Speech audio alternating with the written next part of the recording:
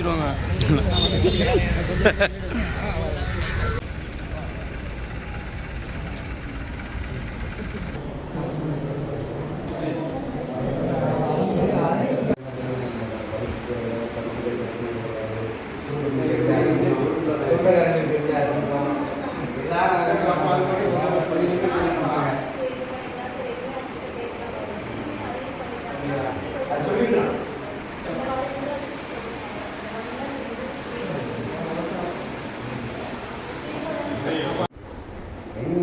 எத்தனை பேருக்கிட்ட அந்த மாதிரி பிஹேவ் பண்ணியிருக்காங்கிறத நீங்கள் தான் சீரியஸாக இருக்கணும். ஏன்னா இதால் உண்மையிலே காலேஜுக்கு கெட்ட பேர்.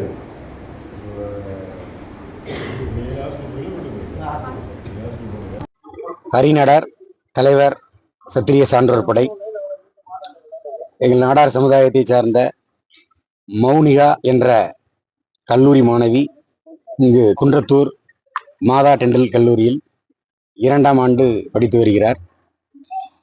அந்த சகோதரியிடம் இந்த மாதா டெண்டல் கல்லூரியின் நிர்வாகத்தில் உள்ள ஏஓ ராமமூர்த்தி என்பவர் மிகவும் தவறுதலாக அந்த பெண்ணிடம் தகாத வார்த்தைகளை பேசியதோடு மட்டுமல்லாமல் அவரை அரியர் வைத்து விடுவேன், அவர்களுடைய படிப்புக்கு இடைஞ்சல் செய்து விடுவேன் என்று அந்த ராமமூர்த்தி என்பவர் மிரட்டியிருக்கிறார். அது மட்டுமல்லாமல் ஜான்சி ராணி என்ற அவர் பெண்கள் விடுதியின் காப்பாளராக இருக்கக்கூடிய ஜான்சி ராணி என்பவர் அந்த ராமமூர்த்தி என்பவருக்கு உடந்தையாக செயல்பட்டு வந்துள்ளார்.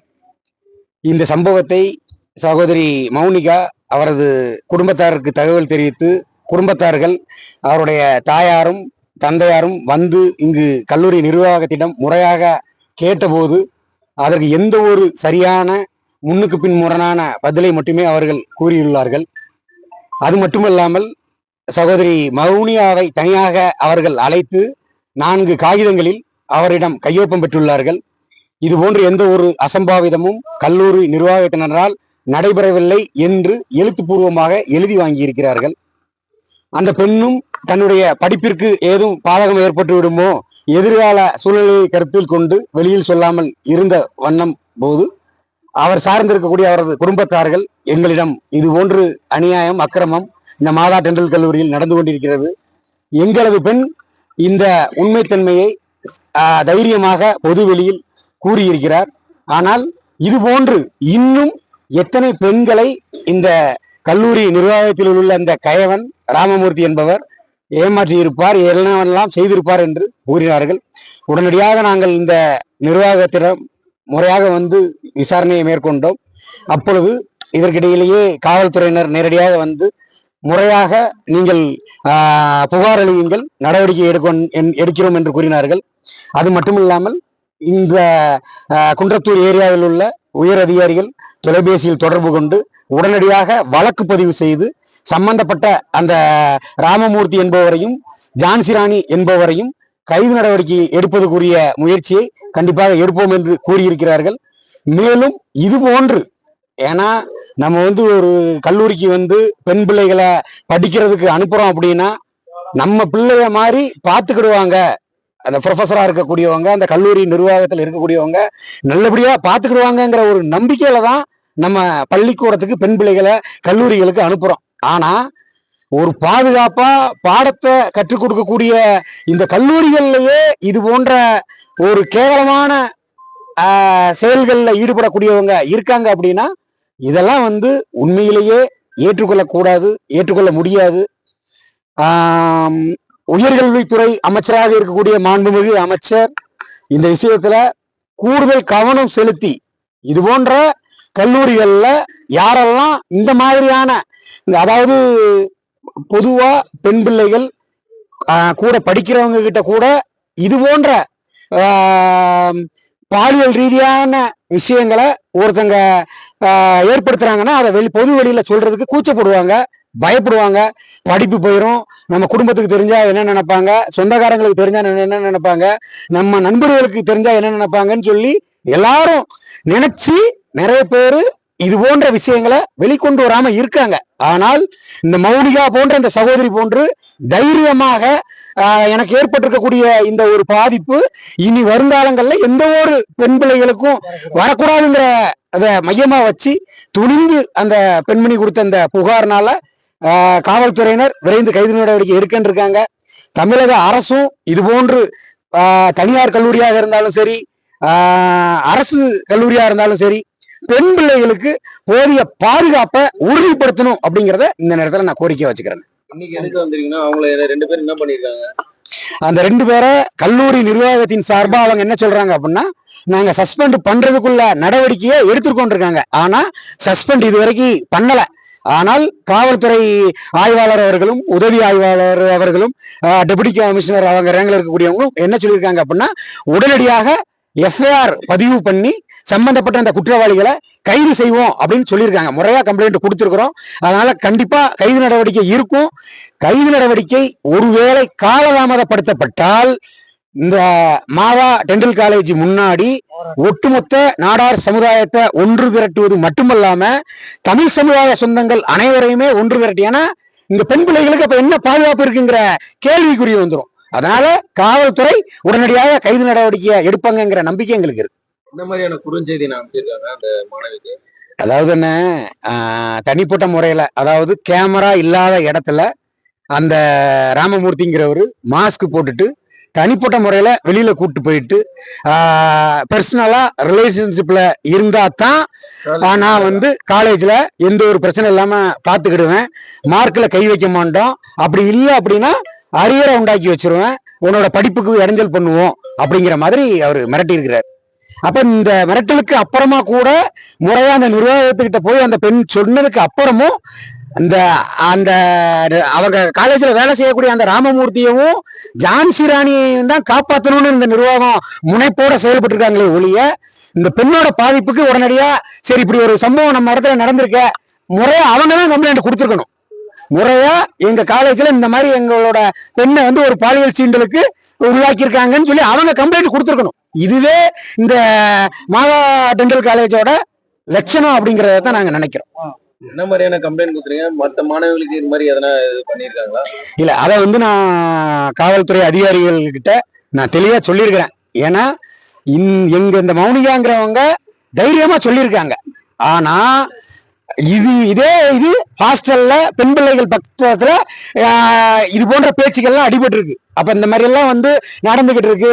நம்ம சொன்னா நம்ம படிப்புல கை வச்சிருவாங்க, அரியரை வச்சு விட்டுருவாங்க, படிப்பு போயிடும், எதிர்காலம் போயிடும் சொல்லி நிறைய பெண்கள் நடந்திருக்கக்கூடிய அட்டூழியங்களை இந்த மாதிரி இந்த ராமமூர்த்தியால பாதிக்கப்பட்டவங்க வெளியே வராம இருக்காங்க. ஆனால் காவல்துறையினர் உரிய முறையில விசாரணைய அவனை பிடிச்சி அடிச்சு உரிய முறையில விசாரிச்சாங்கன்னா, அவனோட போனோட டீட்டெயில்ஸ் எல்லாமே எடுத்து பார்த்தாங்க அப்படின்னா இது போன்று எத்தனை பெண்களை அவன் பாலியல் ரீதியா துன்புறுத்தி இருக்காங்கிற உண்மைகள் எல்லாமே கண்டிப்பா வெளிவரும். மொத்தத்துல 4 ஆண்டு, இப்ப 2 ஆண்டு தான் முடிச்சு, இன்னும் மொத்தம் 5 ஆண்டு, இன்னும் 3 ஆண்டு இருக்கு. இன்னும் 3 ஆண்டு இருக்கு. இந்த பெண் பிள்ளைகளை மீண்டும் நாங்க நம்பி இதே ஹாஸ்டல்ல படிக்கிறதுக்கு விடுறோம். அதுக்கு அவங்க மேனேஜ்மெண்ட்ல நாங்க பொறுப்பு அப்படின்னு சொல்லி உத்தரவாதம் கொடுத்துருக்காங்க. எங்க வீட்டு பிள்ளைக்கு ஒரு சின்ன திரும்பு பட்டால் கூட பில்டிங்ல ஒரு செங்கல் கூட இருக்காதுங்கிறத இந்த நேரத்துல நான் கூற கடமைப்படுறேன்.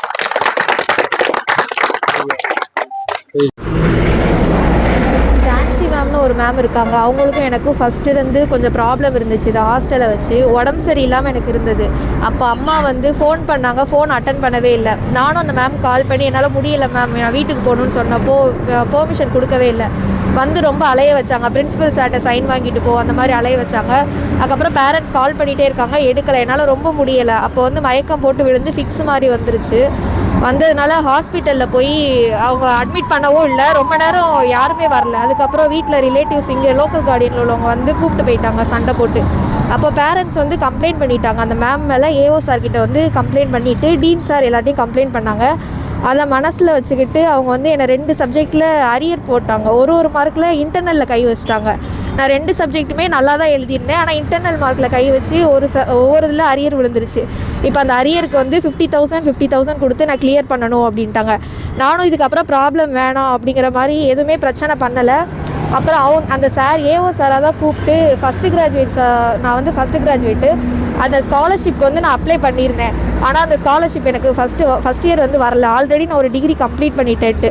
அப்போ அந்த சார் கூப்பிட்டு கேட்டாங்க, நான் அந்த ஸ்காலர்ஷிப்பே எனக்கு வேணாம் அப்படின்னு சொல்லிட்டேன். ஆனால் திரும்ப அந்த சார் வந்து பேரண்ட்ஸை வந்து பேச சொல்லுங்கள், அப்போ தான் நான் வந்து அலோவ் பண்ணுவேன் அப்படின்ட்டாங்க. அப்புறம் பேரண்ட்ஸ் அன்றைக்கி நைட்டு கிளம்பி மார்னிங் வந்தாங்க. வந்து சார்கிட்ட பேசினப்போ அஃபீஷியலாக இல்லாமல் அன்அஃபீஷியலாக உங்களுக்கு வந்து நான் டாக்குமெண்ட் வாங்கி தரேன், எனக்கு 10,000 பே பண்ணுங்கள், ஃபஸ்ட்டு 2,000 பே பண்ணுங்கள், அதுக்கப்புறம் 10,000 பே பண்ணுங்கள், இந்த மாதிரி அது யாருக்குமே தெரிய வேணாம் அப்படிங்கிற மாதிரி சொன்னாங்க. பேரண்ட்ஸ்டையுமே கொஞ்சம் அப்போ வல்கராக பேசியிருப்பாங்க போல். அது வந்து சார் ஹெல்ப் பண்ணுறாங்க போல் அப்படின்ட்டு அந்த வார்த்தை தெரியல அம்மாவுக்கு. அப்புறம் என்கிட்டையுமே அம்மா கன்வே பண்ணிக்கல. அப்போ காலேஜில் இருக்கையில் ஈவினிங் வீட்டில் போயிட்டு என்கிட்ட சொன்னாங்க, சார் இந்த மாதிரி கூப்பிடுவாங்க, பே பண்ணணும் அப்படின்ட்டு. ஆனால் சார் எனக்கு கால் பண்ணவே இல்லை. முந்தா நாள் நைட்டு வந்து அந்த மேம் எனக்கு ஒரு 12 மணி நைட்டு 11:30 இருக்கும்னு நினைக்கிறேன். அப்போ மெசேஜ் போட்டு இந்த மாதிரி சாரை போய் மார்னிங் மீட் பண்ணுன்னு சொல்லிட்டாங்க. அது அஃபீஷியலாக குரூப்பில் மெசேஜ் போடாமல் அன்அஃபீஷியலாக என்னோடய பர்சனல் நம்பருக்கு மெசேஜ் போட்டாங்க நைட்டு 11:30. மார்னிங் வந்து சார் கொஞ்சம் பிஸியாக இருந்தாங்க. பிரேக்கில் வந்து மீட் பண்ணுவோன்ட்டு சார்கிட்ட வந்து சார் வந்து கொஞ்சம் பேச்சு எடுத்தோடனே மாஸ்க்கெல்லாம் போட்டு உட்காந்துருந்தார். வெளியில் கூப்பிட்டு வந்துட்டார். ரூம்குள்ளே அங்கே ஆஃபீஸில் வச்சு பேசாமல் வெளியில் கூப்பிட்டு வந்து டிஸ்டன்ஸாகவே நின்று பேசினார். அப்போ பிரின்ஸிபல் சார் எல்லாருமே அங்கே இருந்தாங்க, கேமரா எல்லாமே இருந்துச்சு. டிஸ்டன்ஸாகவே பேசினார். அப்புறம் லேப் முன்னாடி கூப்பிட்டு போயிட்டு ஏஜ் என்ன அந்த மாதிரி கொஞ்சம் கேட்டாங்க. அதை வந்து அவங்க வேறு ஏதோ அப்ளை பண்ண கேட்குறாங்க அப்படிங்கிற மாதிரி சொல்லிட்டு இருந்தேன். அப்போ வந்து சார் என் கூட ரிலேஷன்ஷிப்பில் இருக்கிறியா, உனக்கு எல்லா விதத்துலேயும் ஹெல்ப் பண்ணுவேன், நீ இதை போய் யார்ட்டையாவது சொன்னேன்னா நான் இந்த சப்ஜெக்டில் 2 அரியர் வச்சு விட்ட மாதிரி இனிமேலும் நான் அரியர் வச்சு விடுவேன், நீ கிளியர் பண்ண முடியாது அப்படிங்கிற மாதிரி சொல்லிட்டு போயிட்டாரு. 3 மணிக்கு வந்து என்னை மீட் பண்ணு அப்படின்ட்டு. நான் மேலே போயிட்டு என் ஃப்ரெண்ட்ஸ்கிட்ட சொல்லி அழுதுட்டு இருந்தேன். வீட்டில் கூட நான் சொல்லலை. அதுக்கப்புறம் என் காலேஜ் மேட் ஒரு பையன்கிட்ட வந்து அவங்க அட்வொகேட் இருக்காங்க, அவங்களுக்கு தெரிஞ்சவங்க, அதனால் அவங்கக்கிட்ட டெக்ஸ்ட் மெசேஜ் போட்டேன். அவங்க அட்வொகேட் கிட்ட பேசி அந்த அட்வொகேட் கால் பண்ண சொல்லியிருப்பாங்க போல். காலேஜ் அஃபீஷியல் நம்பருக்கு கால் பண்ணி ஏன் சார் இந்த மாதிரி பண்ணீங்கன்னு கேட்டோன்னே 1 மணிக்கு வந்து என்னை மீட் பண்ணுங்க அப்படின்ட்டு சார் ஃபோனை கட் பண்ணிட்டாங்களாம். அதுக்கப்புறம் கொஞ்ச நேரத்துலேயே அந்த மேம் எனக்கு கால் பண்ணி நீ கீழே வா அப்படின்னாங்க. கீழே வந்ததுக்கப்புறம் என் ஃபோனை பிடுங்குறதுலேயே அவங்க குறியாக இருந்தாங்க. நீ ஃபோனை ஓப்பன் பண்ணி காமி அப்படின்னு சொன்னாங்க. நான் ஏன் மேம் என் பர்சனலை வந்து நான் ஓப்பன் பண்ணி காமிக்கணும் அப்படின்னா என்னை விடவே இல்லை. ஃபோனை வந்து திரும்ப நீ எடுத்து காட்டுனாங்க. நான் அவர் மிரட்டின பயத்தில் வந்து சார் எதுவுமே பண்ணலை மேம் அப்படின்னு நான் சொல்லிட்டேன். அந்த நம்பர் எனக்கு யாருன்னு தெரியாது அப்படிங்கிற மாதிரி சொல்லிட்டேன். ஆனால் அந்த நம்பருக்கு நான் தான் டெக்ஸ்ட் மெசேஜ் போட்டேன். சரி ஈவினிங் பேரண்ட்ஸ்கிட்ட போய் கன்வே பண்ணிவிட்டு நம்ம பார்த்துக்கலாம் அப்படின்ட்டு. அப்போதைக்கு தெரியாது அப்படின்ட்டேன். அப்புறம் என் ஃபோனை வந்து நான் எதுவும் ரெக்கார்ட் போட்டுறக்கூடாது அப்படின்ட்டு ஸ்டாஃபுங்க கிட்ட வாங்கி கொடுத்துட்டு எல்லோரும் ஜென் ஸ்டாஃப் ஃபுல்லாக இருக்காங்க. டீன் சார், பிரின்ஸிபல் சார், அப்புறம் OH லேபில் உள்ள சார், இன்னும் ஒரு சார் இருந்தாங்க. ஜென் ஸ்டாஃப் இருக்கல அந்த மேம் மட்டும் சென்சிட்டிவான விஷயத்த அவங்க மட்டும் கேட்காம எல்லோரும் முன்னாடி வல்கராக பேசுகிற மாதிரி அந்த மேம் ரொம்ப வல்கராக பேசினாங்க. நானும் அவங்கக்கிட்ட எதுவும் ப்ராப்ளம் இல்லை அப்படிங்கிற மாதிரி சொல்லிட்டேன். சார் எதுவும் பண்ணலாம், அந்த நம்பர் எதுவும் இல்லைன்னு சொல்லிட்டேன். என்கிட்ட லெட்டர் வந்து வாங்கிட்டாங்க. என் ஃபோன் வந்து என்கிட்ட இல்லை. ஃபோனை வந்து நான் சுவிட்ச் ஆஃப் பண்ணி அந்த மேம்கிட்ட கொடுத்துட்டேன். பேரண்ட்ஸுக்கு வந்து அவங்களோட நம்பர்லேருந்தே கால் பண்ணி இந்த மாதிரி அவங்க லவ் பண்ணுற பையன் தான் கால் பண்ணானோ அப்படிங்கிற மாதிரி கேட்டு தேவையில்லாமல் வீட்டிலலாம் சொல்லிவிட்டு அவங்க ஃபோனே என்கிட்ட கொடுத்து அவங்க முன்னாடியே பேச வச்சாங்க. என்னால் அவங்க முன்னாடி எதுவுமே பேச முடியாதனால நான் ஃபோனை கட் பண்ணிட்டேன். லெட்டர் எழுதி ஒரு ரூம்குள்ளே வச்சு தான் லெட்டர் எழுதினாங்க. அந்த ரூம்லேயுமே கேமரா இருக்குது. அந்த ஒரு மேமும் இன்னொரு மேமும் சேர்ந்து ஒரு 4 லெட்டர் கிட்ட நான் எழுதிப்பேன். மிஸ்டேக் இருக்குன்னு சார் மேலே எந்த தப்புமே இல்லாத மாதிரி எழுதி சைன் வாங்கிட்டாங்க. அப்புறம் ஈவினிங் வந்து பேரண்ட்ஸ்கிட்ட சொன்னேன். பேரண்ட்ஸ் வந்து மார்னிங் நான் கிளம்பி வரேன். அப்போது ஈவினிங் நான் வெளியில் வரும்போது MD சார் வேறு ஃபார்மேட்டில் லெட்டர் கேட்டிருக்காங்க, நீ வந்து ஆஃபீஸ் ரூமுக்கு வான்னு சொல்லிட்டு காலேஜெலாம் முடிஞ்சதுக்கப்புறம் கேட்டாங்க. நான் வந்து அம்மாட்ட கேட்டப்போ நீ போகாத, தனியாக எங்கேயும் போகாத அப்படின்ட்டாங்க. நான் ஹாஸ்டல் போயிட்டு அம்மா அப்புறம் அந்த மேம் கால் பண்ணி இன்ஃபார்ம் பண்ணிட்டாங்க, நாளைக்கு காலையில் நாங்கள் வந்துடுறோன்ட்டு. அம்மா வந்து இன்னைக்கு காலையிலேருந்து வெயிட் பண்ணுறாங்க MD சாரை பார்க்கணுன்னு சொல்லிட்டு. காலையில் அந்த சாரே வந்து அம்மா கிட்ட பேசியிருக்கோம், உங்களுக்கு என்ன பிரச்சனைமா அப்படின்னு கேட்டதுக்கு அம்மா எதுவுமே பேசலை, MD சார்கிட்ட பேசிப்போம் அப்படின்ட்டாங்க. அப்புறம் அந்த மேம்கிட்ட கால் பண்ணி கேட்டதுக்கு அந்த மேம் வல்கராக உங்களை யார் இப்போ வர சொன்னா, மண்டே தான் வாங்க, அந்த சார்லாம் பிஸியாக இருப்பார் அப்படிங்கிற மாதிரி திமிராக பேசிட்டு போயிட்டாங்க.